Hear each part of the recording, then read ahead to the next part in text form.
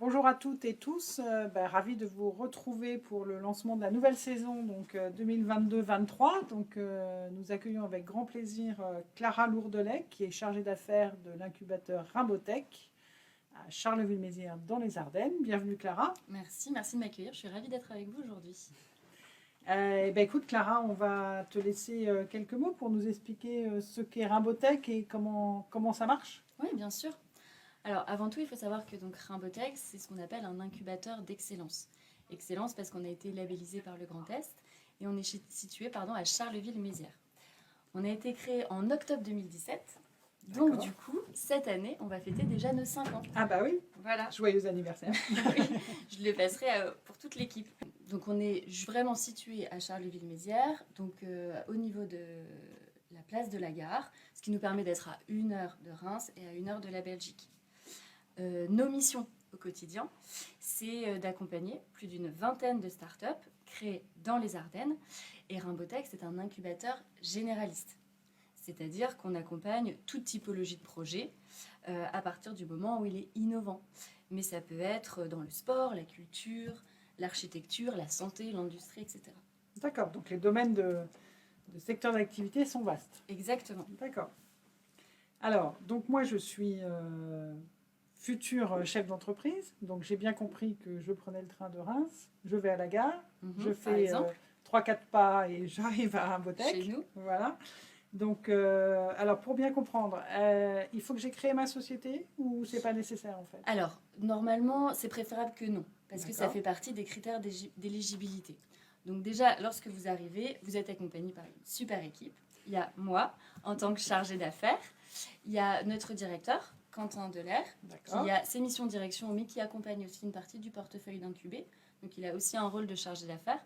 Vous pouvez, si vous venez à Rimbotech, voir aussi Terry Varenne, qui est notre responsable communication et celle qui s'occupe de toute la communication à 360 de l'incubateur. Et elle est assistée par Nina, qui elle est donc chargée de communication. Elle a des appétences pour tout ce qui est rédaction de contenu, relations presse. Donc déjà, vous êtes pris en main par une super équipe qui est la nôtre. Et du coup, pour répondre à la question qui était est-ce qu'on doit déjà avoir créé cette structure? Oui et non. Il est préférable que non. Et dans tous les cas, il faut que la structure juridique soit de toute façon immatriculée dans les Ardennes.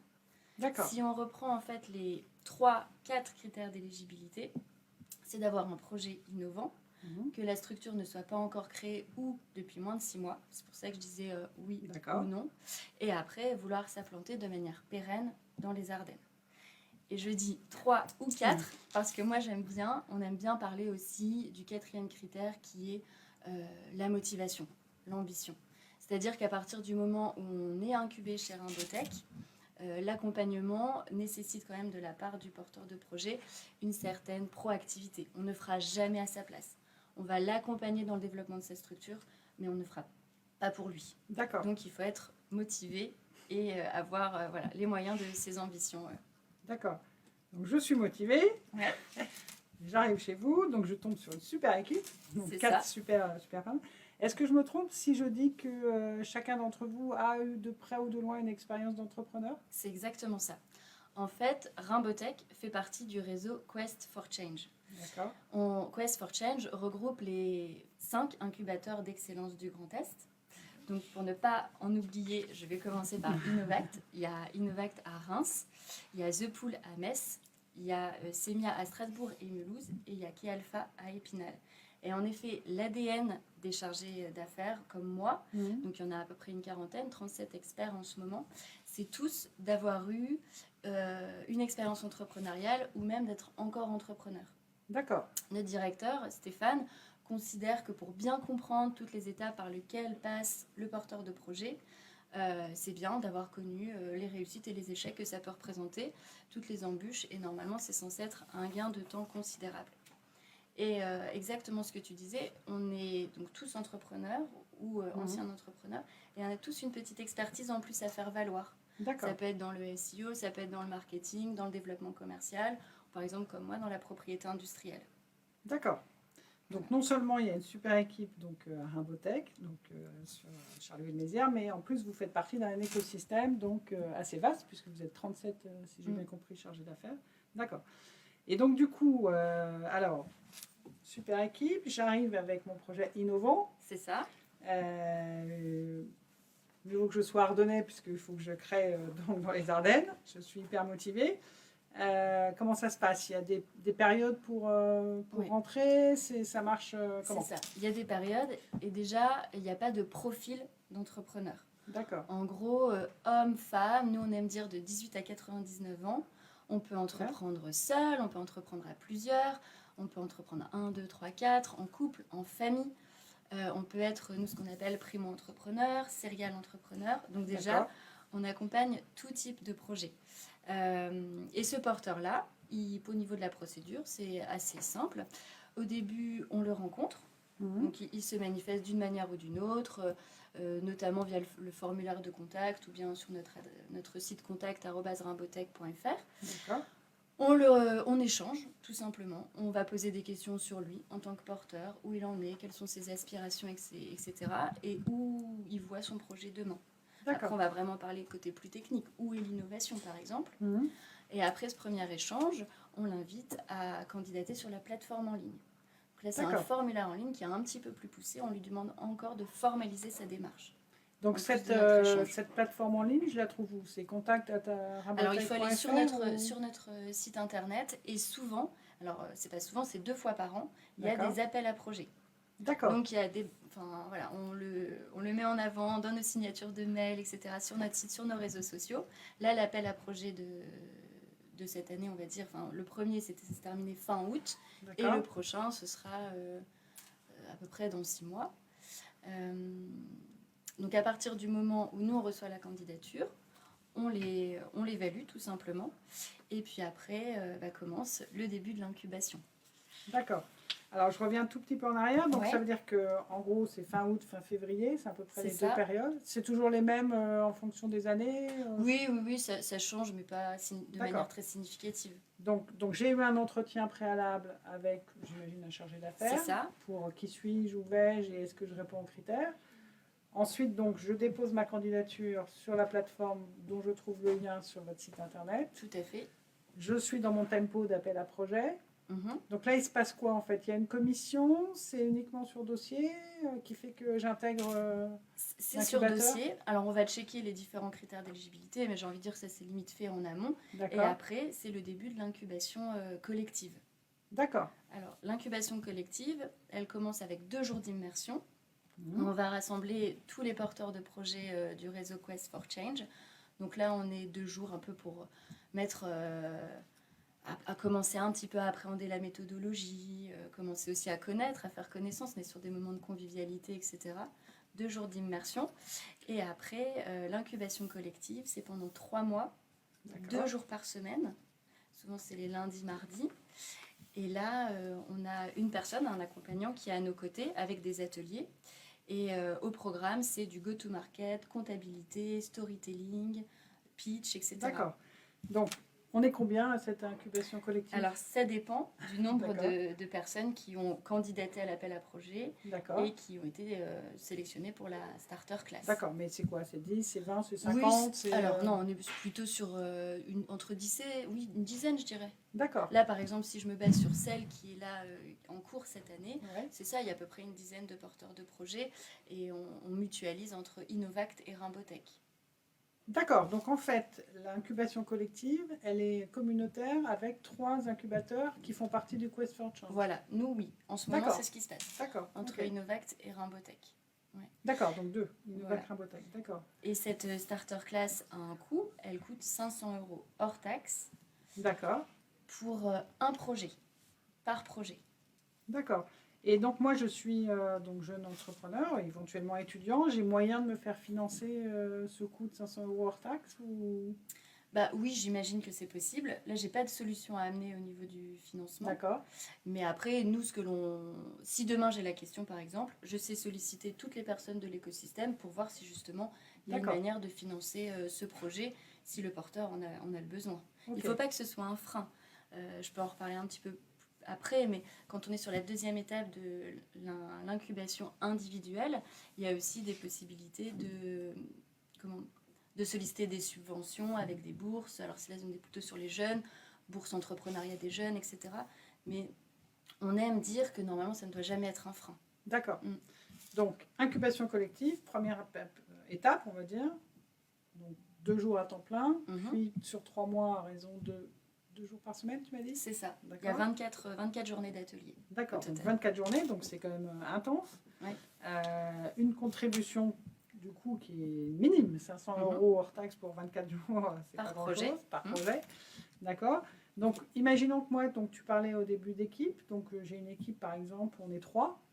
Donc, on vient tous les 3 à cette incubation collective. Oui, je crois que c'est à la limite de 2. D'accord. Il faut se renseigner, mais là, par exemple, on a exactement le cas. On a un projet porté par deux porteurs. Et ils peuvent se relayer. Alors, c'est aussi ça qui est bien, parce que déjà, il y a déjà des agendas qui sont intenses parfois ou déjà bien pris. Ouais. Donc, ils peuvent se relayer en fonction des dispos et aussi en fonction de l'appétence des sujets qui vont être donnés. Quand on va parler de comptabilité, c'est plutôt tel porteur qui va y aller plutôt qu'un autre. D'accord. Dans cette incubation collective, comme son nom l'indique, mais je préfère te le demander, on va pas travailler, enfin je ne vais pas travailler ou on ne va pas travailler sur mon projet. Si.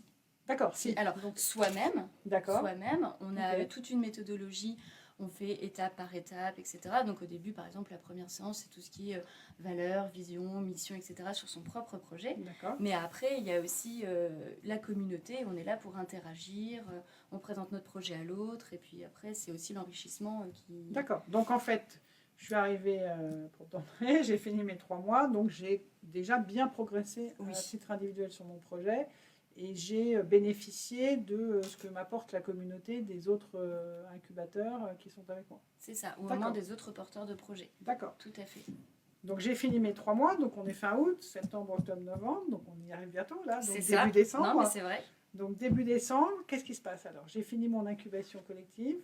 J'ai été présent, il y a une évaluation, il y a une formalisation. Il y a même plus que ça, il y a ce qu'on appelle le comité d'engagement. D'accord. Donc c'est composé de professionnels de l'écosystème de l'innovation qui va évaluer l'avancement du travail des 3 mois de cette starter class et qui décide, qui valide ou pas l'entrée en incubation individuelle. D'accord. Le format, c'est un pitch de 7 minutes et un jeu de questions-réponses de 7 minutes. À l'issue de ça, le comité d'engagement se positionne. 7 plus 7. C'est ça. D'accord. Il se positionne en direct live ou il y a une commission derrière, j'ai un retour dans un second temps? Voilà, c'est un retour dans un second temps. D'accord. C'est un retour dans un second temps, mais par contre, dès que le comité d'engagement valide, alors dans un second temps, on est sur quelques heures, quelques jours, et bien du coup, tout de suite démarre l'incubation individuelle. D'accord. Je fais l'incubation collective pour des raisons X ou Y. Je ne suis pas obligée de faire l'incubation individuelle. C'est vivement conseillé. C'est vivement conseillé. Oui. J'imagine que vu tout ce qu'on m'a apporté, je vais continuer, mais il n'y a pas d'obligation. Mais c'est vrai de le souligner parce que des fois ça arrive. Il y a des porteurs qui peuvent prendre peur, par exemple, et qui décident de présenter peut-être le comité d'engagement à la prochaine séance. Enfin, au prochain, voilà. Mais par contre, c'est vivement... Enfin, nous... C'est la suite logique. Voilà, c'est exactement ça. C'est la suite logique. À partir du moment où on commence la starter class, normalement, c'est pour aller jusqu'au bout. D'accord. Et j'imagine que dans le même état d'esprit, si on m'a permis de faire l'incubation collective, et si moi j'ai fait preuve d'assiduité, d'échange, etc., on peut penser que l'incubation individuelle, elle coule de source. Enfin, il y a beaucoup de rejets ou de refus. Il y en a. D'accord. Il y en a, quand même. Pour différentes raisons. Et puis après, souvent le comité d'engagement peut aussi faire un retour qui peut être constructif, etc. Mais il peut y en avoir. Alors des statistiques, je n'en aurais pas comme ça, parce qu'en plus ça change de promo, en fonction des promos. Mais il peut y avoir. C'est pas forcément du 100%. Donc j'ai fait mes 7 plus 7 et je suis incubée. Magnifique. Ouais. Donc je rejoins la super équipe, puisque j'ai noté que c'était une super équipe. Et donc là, il se passe quoi? Donc je bénéficie quoi? Enfin, qu'est-ce que vous m'apportez? Quels sont les services, les moyens, la logistique, la formation? Enfin, voilà, c'est un accompagnement sur mesure. D'accord. C'est-à-dire qu'on a donc le chargé d'affaires, une personne comme moi ou comme Quentin, pleinement dédié au projet. On va suivre à chaque étape. Il y a une méthodologie aussi qui a été expérimentée par le réseau Quest for Change.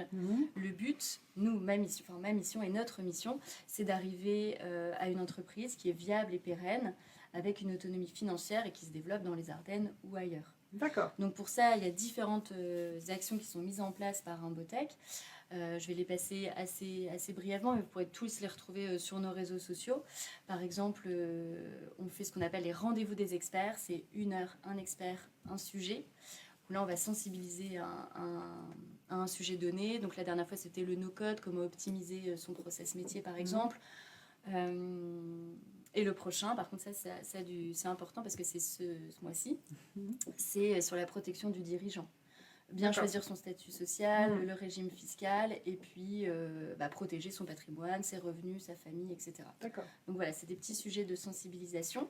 C'est des rendez-vous, excuse-moi, c'est des rendez-vous personnalisés, c'est-à-dire qu'en fait, mon statut, c'est en one-to-one avec un expert donc, du statut du dirigeant. C'est en présentiel à Imbotech et en collectif. Ah, mais par contre, et ça a du sens, tu as raison, ça peut déboucher sur des rendez-vous en one-to-one où on essaie de creuser un petit peu plus. C'est pour ça que je dis que c'est de la sensibilisation et après, il peut y avoir plus. D'accord. Et après, il y a des ateliers plus poussés sur des demi-journées, des journées. On va parler du management, de la levée de fonds, etc. D'accord. On fait aussi des petits déjeuners. On va présenter l'écosystème aux porteurs de projets, à l'incuber. Donc ça peut être Setup par exemple, ça peut être Arden Développement, là qui vient aussi très prochainement ce mois-ci. Donc c'est pour essayer de les ouvrir et les faire connaître au maximum sur les possibilités et ce qu'offre l'écosystème actuellement. D'accord. On fait aussi des actions transfrontalières avec la Belgique.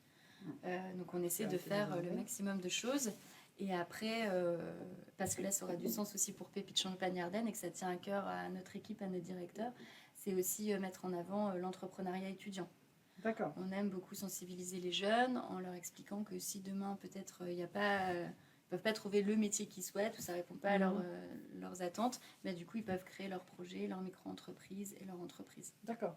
Et dans tout ce que vous offrez, donc les rendez-vous d'experts, les interventions collectives, etc., quand tu dis mon programme est personnalisé, c'est-à-dire que dans le cadre de mon projet à moi, je vais être inscrit, ou en tout cas on me conseille de suivre telle activité, tel atelier, telle relation. Oui. D'accord. Et même à la limite, moi en tant que chargée d'affaires, ce que j'aime dire, c'est aller à tout, même si à l'instant T ça ne répond pas à tes besoins, tu l'emmagasines et le moment venu tu ressortiras ce que tu as appris.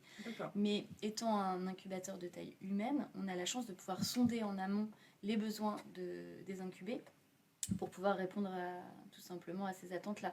La formation management d'équipe que l'on a faite, c'était pas anodin. C'est parce qu'on a compris qu'il y avait ces besoins-là, des incubés qui commençaient à grandir, à avoir de plus en plus de collaborateurs.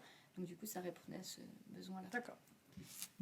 Je reste combien de temps incubé à Imbotech ? Alors, en moyenne, qu'on y est bien, donc j'ai envie d'y rester. En moyenne, c'est 18-24 mois. D'accord. Mais on parle peut-être plus en années quand même, 2-3 ans. Ça va dépendre aussi. Ça va dépendre de la maturité du projet quand il arrive, ça va dépendre de tellement de choses que... Et donc cet accompagnement personnalisé, je l'ai, par exemple, alors imaginons qu'au bout de 6 mois, je crée ma société, je l'ai éventuellement après parce que je veux faire des premiers recrutements, par exemple, etc. Ça continue. Oui. D'accord, c'est vraiment un accompagnement personnalisé de 18 à 24 mois. C'est ça. D'accord. La finalité, c'est vraiment à partir du moment où le porteur de projet, l'incubé, a cette fameuse autonomie financière, et ben, il peut aller... D'accord. Ouais.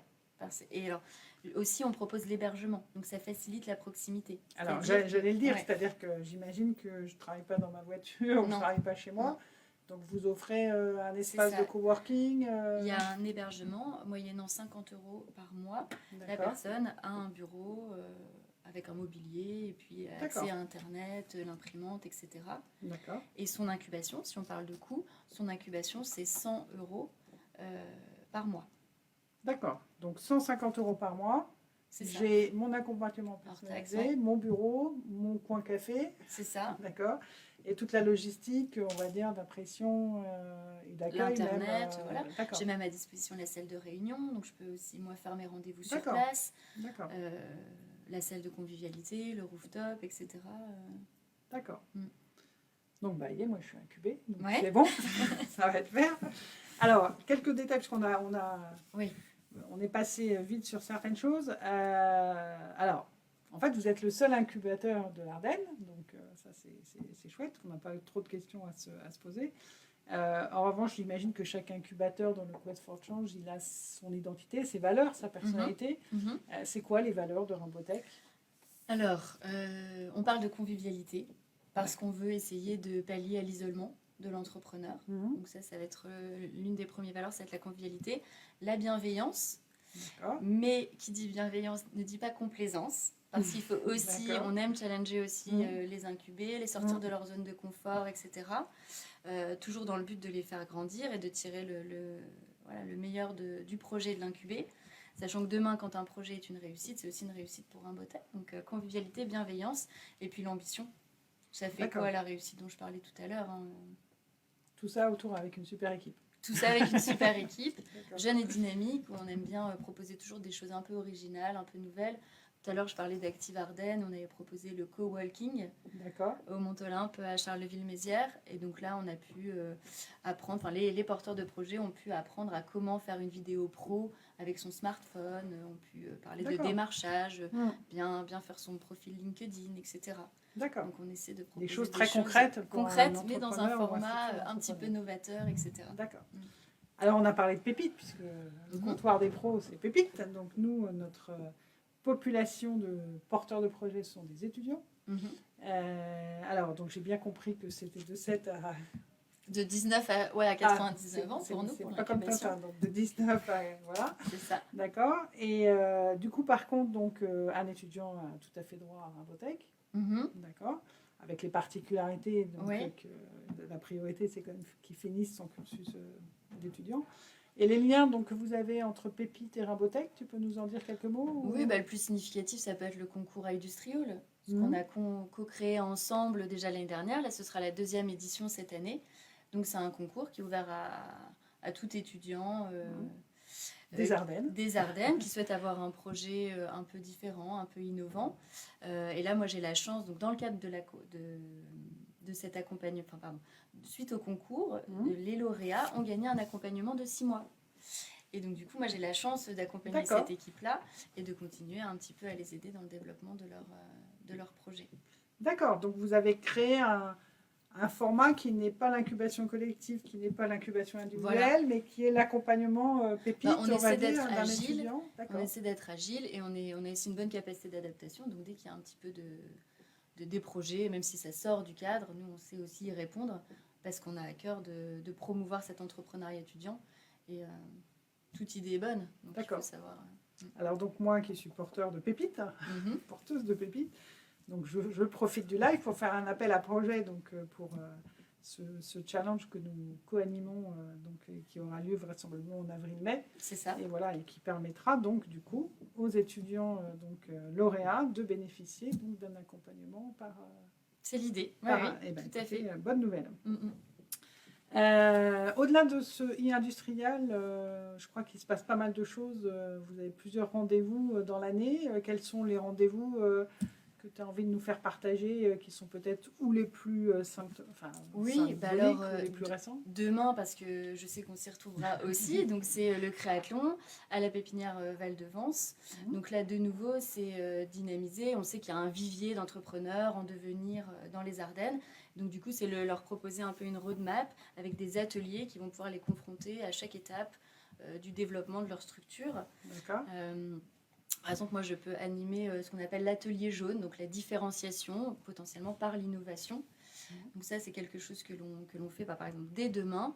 Après, on a un événement qui a lieu à Reims le 3 novembre, c'est Start & Up, une journée de conférences et d'ateliers, toujours pour promouvoir l'entrepreneuriat.